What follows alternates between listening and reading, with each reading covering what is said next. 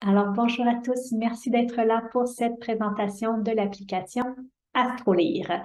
Je me présente pour ceux qui ne me connaissent pas. Je m'appelle Estelle Baillargeon. Je suis orthophoniste et je suis la conceptrice de toutes les applications de Domino Apps.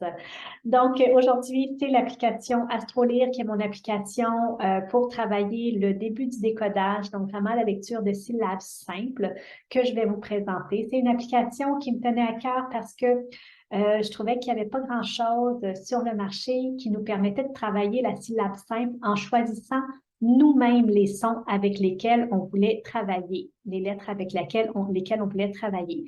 Donc, je vous montre tout de suite comment se présente l'application. Je vous partage mon écran. Donc, vous voyez, ça, c'est la page d'accueil de l'application. Vous voyez que dans l'application, on peut travailler les syllabes simples, donc consonne-voyelle, les syllabes inversées, voyelle-consonne, les syllabes complexes, consonne-consonne-voyelle, et les syllabes fermées, consonne-voyelle-consonne. Ce qui est intéressant, c'est que vous pouvez choisir de travailler une structure. Vous pouvez en travailler plusieurs simultanément. Si je choisis, par exemple, de travailler la syllabe simple, je vais aller dans Sélection pour aller sélectionner les lettres avec lesquelles je veux travailler.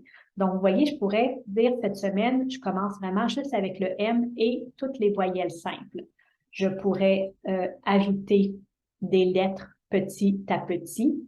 Je peux dire, je veux toutes les consonnes longues, je veux ajouter les consonnes courtes.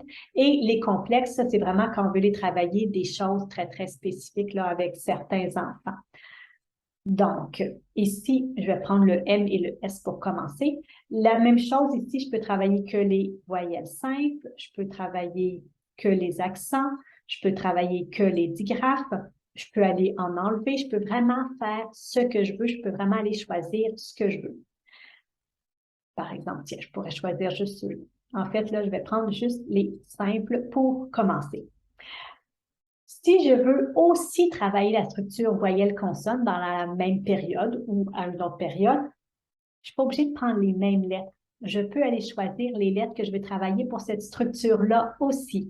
Donc, je pourrais décider pour voyelle-consonne de travailler juste avec 3 voyelles et les consonnes que je veux.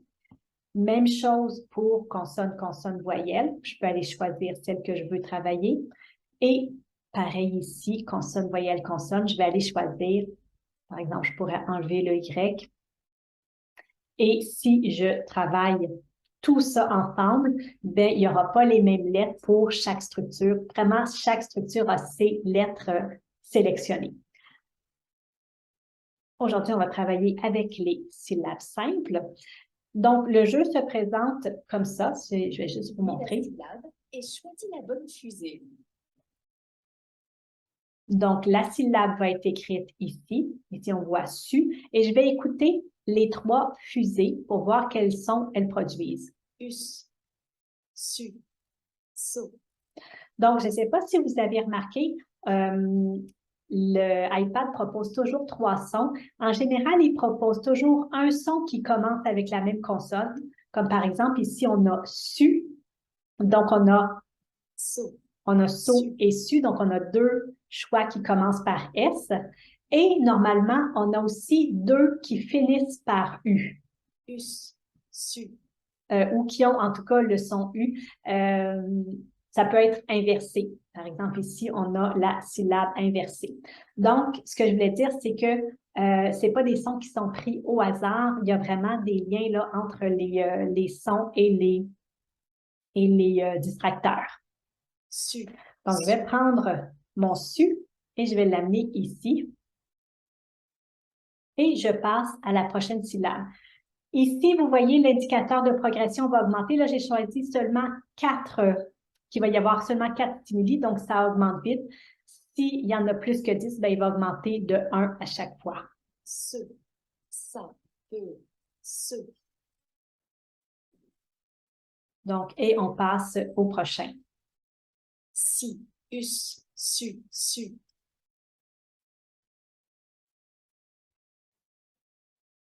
Ma, la, me. Si j'échoue, La fusée revient et se referme. Mais je peux continuer de jouer. La. En fait, je dois continuer de jouer. Là, j'ai encore échoué. Ma. Il faut absolument que j'ai la bonne réponse pour passer à l'item suivant. Et là, vous voyez, l'indicateur de progression est arrivé au bout. Alors, on a un bravo. Et si on a sélectionné dans les paramètres le jeu de renforcement, on va accéder au jeu de renforcement. Il va apparaître ici en bas. Là, je ne l'ai pas mis. J'ai joué un petit peu avec tous les paramètres tout à l'heure. Donc, voilà, ça, c'est pour vous montrer comment le jeu fonctionne. Maintenant, on va aller ensemble faire un peu le tour des paramètres, justement. Notre premier paramètre, c'est correction automatique. Donc, vous avez vu, hein, l'enfant lit la syllabe, il n'est pas obligé d'aller à voix haute, il choisit le bon son et l'application lui dit si c'est bon ou pas. On pourrait aussi faire correction manuelle. Vous allez voir que le jeu ne se présente pas tout à fait de la même façon. Syllabe. Là, l'enfant va lire la syllabe à voix haute et c'est vous, l'adulte, l'orthophoniste, l'orthopédagogue, qui va déterminer si c'est réussi ou pas. Donc, si l'enfant dit « mi », vous allez dire, bon là, j'ai mis aucune notation. Attendez, je vais juste aller le changer.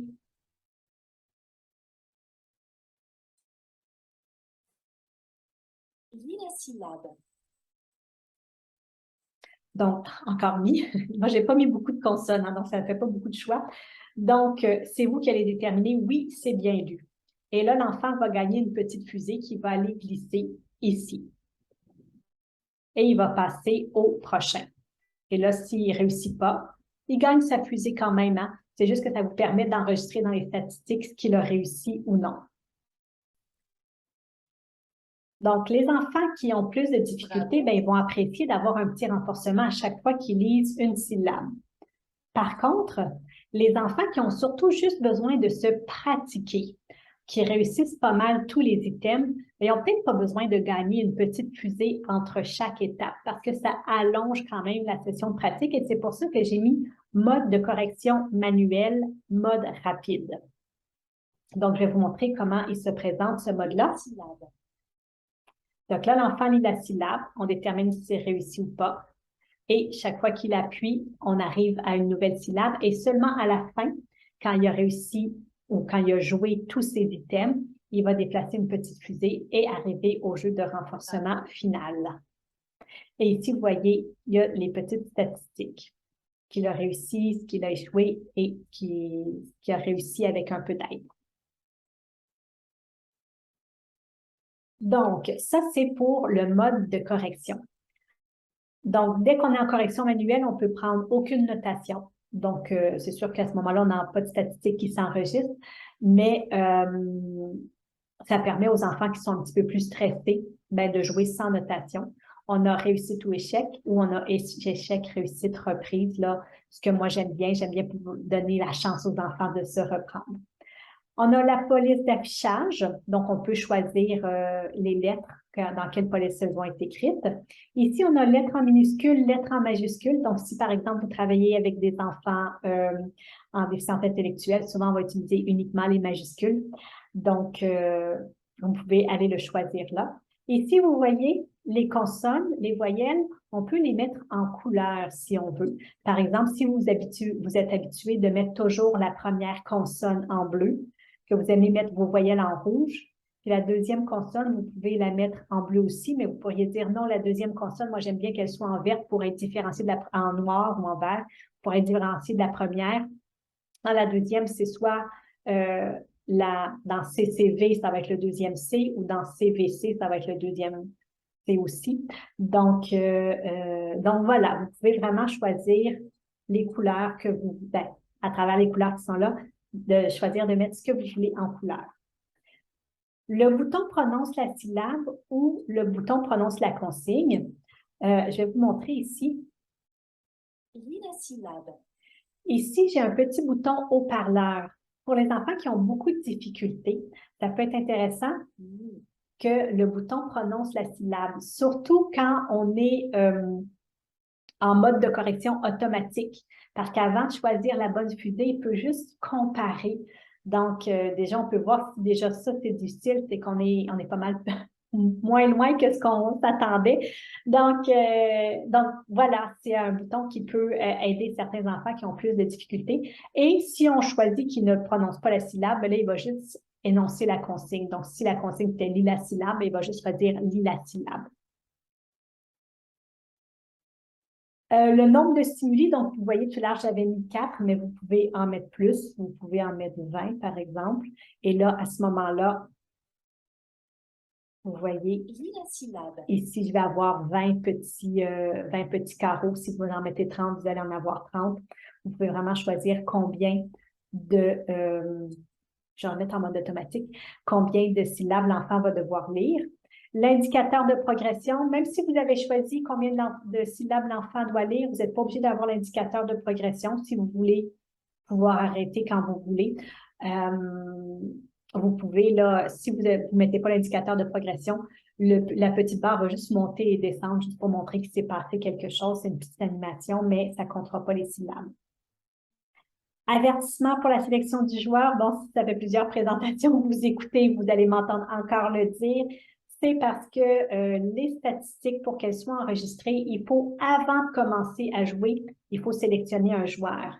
Donc, j'ai mis en place ce petit avertissement, ce qui fait qu'avant de commencer à jouer, l'application va toujours vous demander voulez-vous sélectionner un joueur?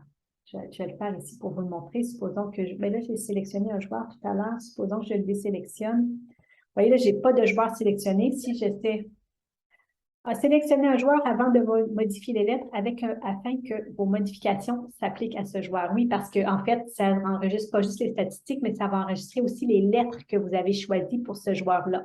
Donc, soit continuer sans joueur ou sélectionner. Donc, là, je pourrais sélectionner Martin.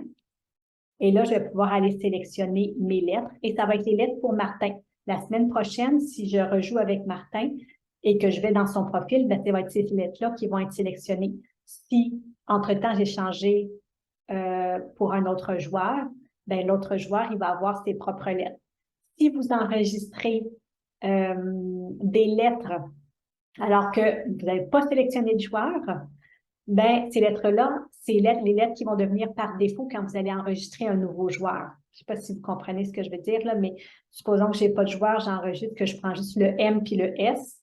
Ben, si je crée Mathieu, il va avoir MS et là, je vais pouvoir lui ajouter d'autres lettres si je veux. Puis après ça, dès que j'ai enregistré d'autres lettres, ben, ça devient ses lettres à lui. Il ne prend plus les lettres par défaut. Je précise aussi que quand on sélectionne un joueur, il n'y a pas seulement les lettres qui vont être liées à ce joueur-là, mais aussi les paramètres. C'est-à-dire que si vous avez sélectionné un joueur et que vous avez mis des lettres pour des couleurs pour les lettres, que vous avez mis en majuscule ou en minuscule le nombre de stimuli. Donc, vous allez vraiment pouvoir ajuster les paramètres à chaque joueur. Donc, si vous sélectionnez un joueur avant de choisir vos paramètres, bien, les paramètres que vous allez enregistrer vont être enregistrés pour ce joueur-là. Ce qu'il faut savoir aussi, c'est que si vous êtes dans un joueur, quand vous enregistrez des paramètres, si vous sortez de ce joueur-là, vous n'allez plus avoir les nouveaux paramètres, vous allez avoir les paramètres du sans joueur, disons. Et autre petite précision que peut-être vous n'aviez pas remarqué, mais juste ici, en haut du mot astrolire, c'est là qu'on va voir le nom du joueur qui est en cours. Donc voilà, c'est pour ça que c'est important de sélectionner son joueur avant de commencer à faire les manipulations et c'est pour ça que ce petit avertissement-là est là parce que souvent on oublie et si on oublie, ben, les choses ne peuvent pas s'enregistrer évidemment. Le jeu de renforcement, bon, ben, comme dans toutes nos applications, à la fin, il y a un petit jeu de renforcement. On peut décider qu'il soit présenté ou pas, mais on va le présenter et on peut décider combien de temps ce petit jeu-là va durer. Le jeu de renforcement sur la page d'accueil, vous voyez, il est ici. C'est une orthopédagogue qui m'avait demandé d'ajouter ça parce qu'elle fait jouer le jeu à plusieurs enfants, puis après, tous les enfants ont le droit de jouer à leur jeu de renforcement. Donc si on ne pouvait pas y accéder à partir de la page d'accueil, il y avait juste un enfant qui pouvait y jouer. Donc, c'est pour ça que je l'ai ajouté. Mais il y a d'autres gens qui me disaient, oh, j'aime pas ça qu'il y ait le jeu de renforcement sur la page d'accueil parce que les enfants veulent jouer tout de suite. Donc, j'ai fait le compromis. C'est dans les paramètres. Si vous le voulez, il est là. Si vous ne le voulez pas, il n'est pas là. Donc, les sons, la musique, bon, si vous voulez couper les sons et la musique, français international, français canadien, c'est vraiment pour l'accent de la voix qui parle. Donc, c'est pas la synthèse vocale, c'est vraiment des enregistrements qui ont été faits par un locuteur français, une locutrice française et une locutrice québécoise. Donc, voilà, ça vous permet d'aller sélectionner la langue dans laquelle vous voulez que le jeu soit présenté. Donc, on a fait un peu le tour de ça. Ici, vous pouvez aller accéder aux statistiques des joueurs. Donc, vous voyez dans la feuille de résumé des statistiques quel pourcentage il a obtenu et qu'est-ce qui a été travaillé. Si je veux aller voir plus en détail, j'appuie dessus et là, je vais aller voir, dans SV, il y en a 50% qui a été réussi. Dans VC, il y a 100% qui a été réussi. Je vois les consonnes qui ont été travaillées, je vois les voyelles qui ont été travaillées. S'il y avait d'autres structures syllabiques, elles seraient là aussi. Et on a toujours notre petit champ où on peut aller écrire un petit commentaire, par exemple. Je pourrais dire, c'était vraiment difficile. Les CV, par exemple. Et vous voyez ici, on voit, excusez-moi, on voit un petit stylo qui dit qu'il y a une petite note pour cette statistique-là. Donc, ah oui, il y a une autre petite chose que j'ai oublié de vous dire. On ne l'a pas vu. Possibilité de changer les lettres individuellement. Je vous montre ce que ça fait quand on appuie là-dessus. Je vais tout mettre les structures. Lis la syllabe et choisis la bonne fusée. Vous voyez, là, j'ai mis les lettres en couleur. Donc, là, j'écoute. Ic, ir, ri, ir. Donc, j'ai ir. Et là, ici, je peux changer soit les deux lettres, soit je peux changer juste la consonne ou juste la voyelle.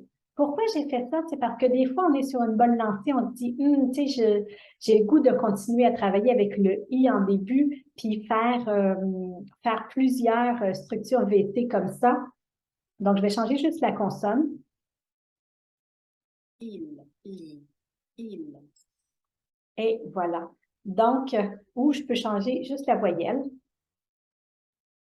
Il, la, al, al. Moi, vous l'aurez remarqué, j'aime bien faire ce que je veux quand je veux. Donc, j'essaie que mes applications nous permettent de faire ce que je pourrais faire si je l'écrivais avec un papier, mais j'aime bien qu'elles me permettent de faire encore plus. Al. Donc, vous voyez ici, je peux écouter toujours la syllabe. Donc, je peux changer les deux lettres si je veux. Li, me, ni. Et là, j'espère que je vais avoir un 3 lettres pour vous montrer. Non, je vais essayer d'aller le faire manuellement. Supposons que j'enlève ça et que je fais jouer. Et choisis la bonne fusée. Excusez-moi. Corps.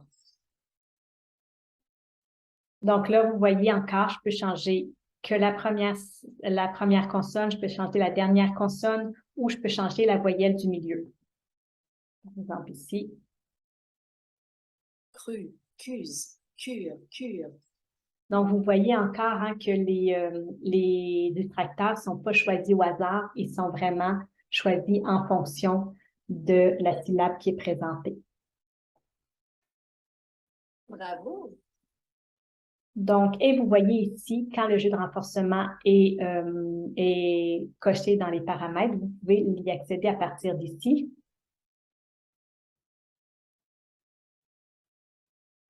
Donc, vous choisissez la fusée que vous voulez. Et là, vous attrapez simplement les étoiles.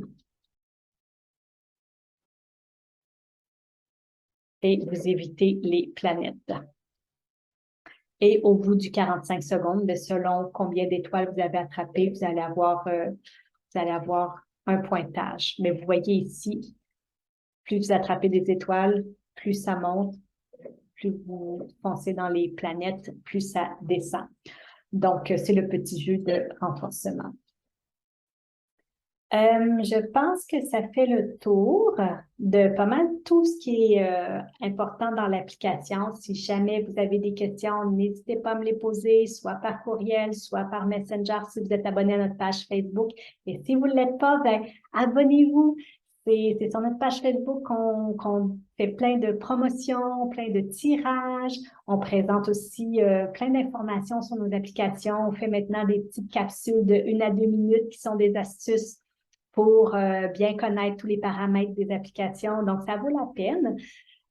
Sinon, ben, si vous avez aimé cette présentation-là, n'hésitez pas à la partager, à l'aimer, à la partager avec vos collègues qui seraient sûrement heureux de la découvrir aussi, à la partager avec les enseignants avec qui vous travaillez parce que je pense que c'est une super application pour les débuts de la première année. N'hésitez pas surtout.